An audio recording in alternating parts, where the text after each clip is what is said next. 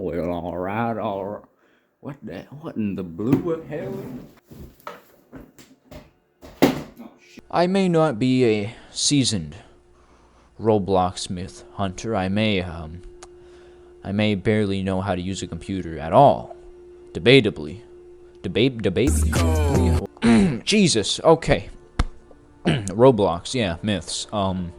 So I got an anonymous tip from my imposter working at Roblox headquarters that there's this myth called story time. It's a myth that spans across numerous games. It's a myth that, in all honesty, I'm gonna have to make more than one video on. I'm gonna have to make maybe 3 videos on. Hell, I'll maybe even have to do a full playlist, but for now, let's take things one at a time. So, story time by Mopherius. Unfortunately, my solved myth streak has come to an end because I haven't been able to solve this one. But that's no reason to threat, because I still can provide some decent insight into what's going on here, and I'll try and stay on topic. I can't promise anything, but we'll see what happens. I'm going off the top of my head here. So I'm gonna try and speedrun this here a little bit. We're gonna go to the interesting stuff right away here. There's a front gate, and before you go inside, I'd recommend heading to the left and the right. Specifically on the right side, there's a sign. Missing. Have you seen this man? Well, now you have. Unfortunately, this does not help in the investigation as to what exactly happened to this guy and who he even is. Last seen in 2018, close to New Year's, Roblox censorship reminds me of communist China. I think nothing, because the government doesn't allow it. So we are unable to contact anyone, even if we were to find where this man is. But let's move on. There are a few more posters throughout the actual wall leading into the main gate. And there's also this little monument here. It's quite an interesting thing. It's being held on to by just a slim rope, but it says for every fallen soldier. Now, this doesn't have any plot relevance right now. However, just keep it in the back of your head because it'll all start to make sense as we go forward. I just got a paper cut. Oh my god. Could this day get any worse? When you first enter into the actual building, there will be a bunch of chairs lined up facing a stage. Head over to that stage and you will see a shadowy figure with white, glowing eyes. He's holding a microphone. He's about to spit some bars, or he's about to tell the funniest joke of 2021. Either or, I'm in it. Okay, I'm stoked. You have my attention. But tonight, you belong to me, is what that text reads on the back wall. Okay, I don't know if I... that's kind of uncomfortable. I'd appreciate if you would respect my space. I'm gonna go take a mental health break now. This is too much. Anyways, heading to the side door, moving up to the second floor. This is where things will start to get interesting. So it's just any old backstage area. You know, you got some makeup, a mirror to check that makeup. What else is in a backstage room? We got this YouTube link. You type this in and you enter it, and it takes you to a unrelated channel to the actual myth. However, this channel has some pretty interesting footage. It's footage of basically what this storytime game used to be like way back in, I believe it was 2018, before the man in the poster went missing. You can watch it for yourself, and if you're wondering, yes, the man who is on stage in that video, that is the man that is missing. But the most curious, sort of telling piece in this room are the various books on the table here. What is glossophobia? I believe I'm saying that right. Well, I'll tell you. I've actually done some research before this video. Finally, a positive change. Okay, I'm sorry. That door back there is just too spooky for me. I feel like there's the man who was on stage is going to come out and jump scare me. My apologies. I just don't feel like pissing myself today. So where were we? Glossophobia. The fear of public speaking. Now, this is quite interesting, because with this being researched here, it kind of points towards perhaps the reason this man went missing was because he had sort of slowly but surely been gaining a sense of anxiety while actually doing these sort of story times. There are also other books like Creativity and Originality, I believe it is, Symptoms. Oh, that says synonyms. Oh, I can't read. The point being that there are several other books here. The ones that are synonyms, originality, and creativity also suggest that maybe he was just running out of material as well. I mean, doing story time for when was this game actually published? I don't remember. I'll have to put up editing, but I think it was more than 3 years. For more than 3 years, this man was making stories at the end of every month. Perhaps he was running out of content. The other books, however, I'm not so sure about. Omnipotent. That sort of unlimited power, as in like godlike, deity-like power. And the Gate of Umbra, I'm honestly not sure about this one. I searched everywhere. This might be more plot relevant later on, but as of right now, I have no clue as to what this book is supposed to represent. As for Nosteric, well, that's a little more plot relevant. And just like the statue, I'll leave it for later on. So at face value, with everything that we've seen so far, it appears that we have a man that's gone missing who hosted story times at the end of each month. However, they might have been running out of content and might have been developing a fear of public speaking, which has led to their possible disappearance. However, this myth goes quite a bit deeper than that, because if you remember correctly, that shadowy figure on the stage wasn't there for no reason. He wasn't there for aesthetic purposes. This wasn't that wasn't a Fortnite skin you were seeing. This was lore relevant, and these next few segments will explain how and why. There's a very obvious looking door here that you're supposed to go through with a text sequence. Text trigger, whatever.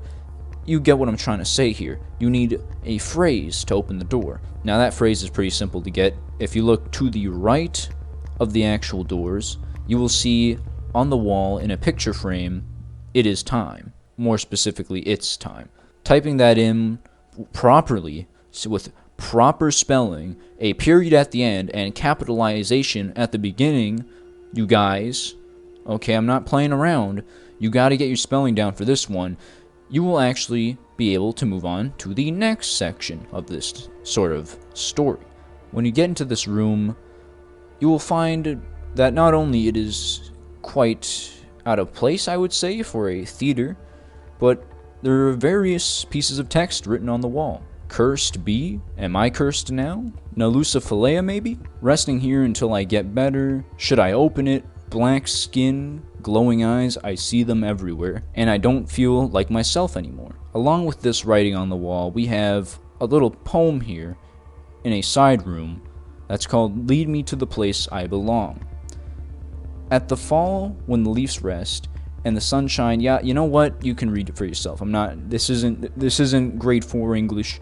You can read it for yourselves. You can go into the game, or you can just pause right now and take a look at it. I ain't your dang teacher, alright? I'm sorry. All this writing seems to be done, or have been done, by the missing man. He basically is contemplating opening this door at the end of the hallway, which is quite menacing with the music and everything. I wish I could play it, but due to YouTube copyright being extremely stringent, I'm just gonna not touch that with a 10-foot pole. Along with this, he is describing seeing figures, dark skin, big beaming white eyes. And this is where the Nalusa Philea, you know what I'm trying to say. That's actually a sort of Native American myth. Now this Native American myth is described as a tall and shadowy figure with, again, glowing white eyes. Might I add, they are quite handsome and charming as well, and would like to go on a date with anyone available. Going to the poem on the wall, this will become more lore relevant later on, I'm sorry, but this is just like a really introductory game.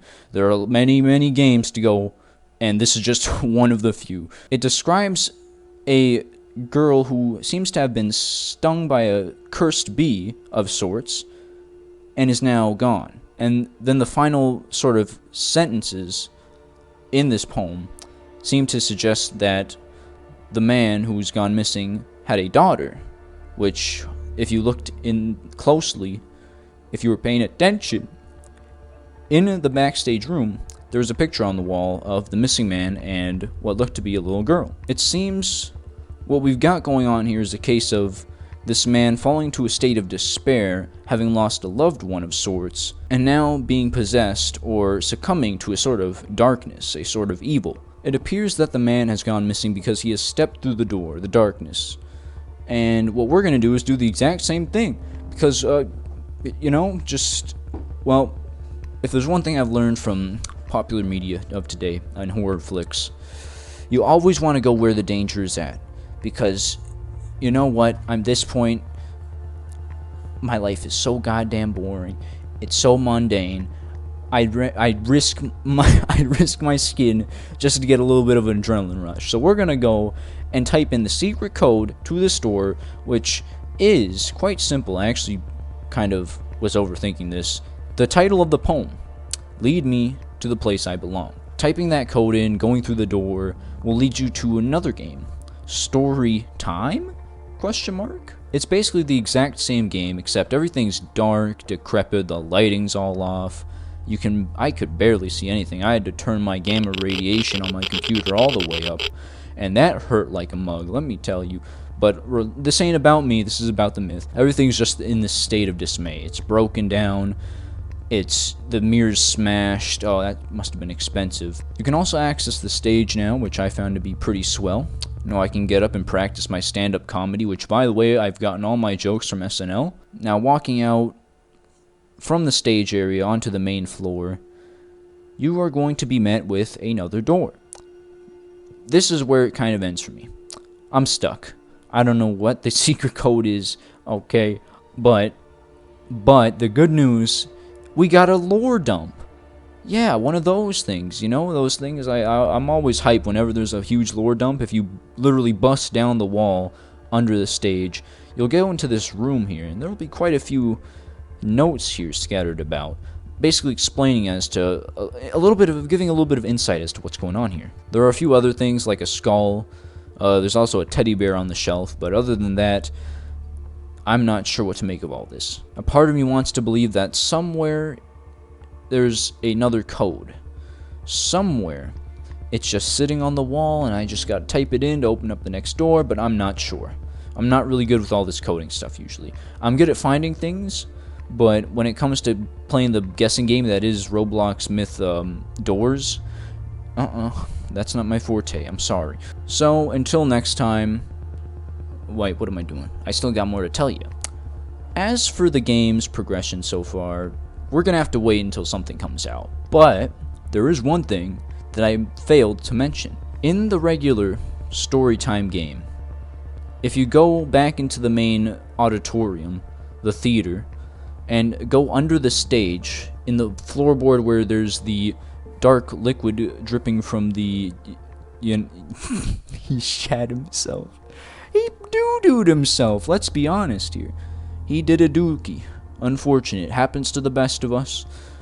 I'm averaging like 2 a game myself. If you go under the dookie, you will get teleported to the game called Hallucination. A dark figure with big beaming eyes will tell you there's a piece of me in everybody, with every R having another R beside it, which I don't think is an intentional, I think it is an intentional spelling error there.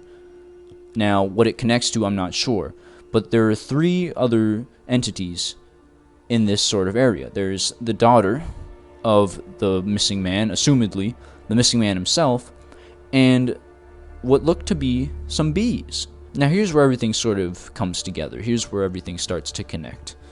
You see, there's a group myth that ties in to this story time by Mopherius, and it sort of has this arching plot as to where we might be able to find the answer to the story, to the game, the Storytime game, in another set of games. But what seems to be happening here is this sort of entity, this, what might be a curse, might it be a myth, something has implanted itself into these 3 fellas. Anyways, I'm going to have to explain that in another video. If I were to tackle the entire myth right here, right now, this video would be an hour long, maybe even more. So, I'm going to do it bit by bit. I'm sorry to leave you blue-balled on a cliffhanger, but that's just how it's got to be. Anyways, I'm actually pretty stoked to actually try and solve this thing. As joking as I was in this video, this I find this myth to be actually genuinely good. Like, this is I just got lost in this thing for a good 5 hours one day, and it's quite intriguing. It's quite intriguing. I'm very excited. I hope you are too, and I'll see you when I see you. I don't got a catchphrase, so you guys hear what happened to Joe? he got, apparently, rumor has it he got ligma. Joe Mama ligma balls.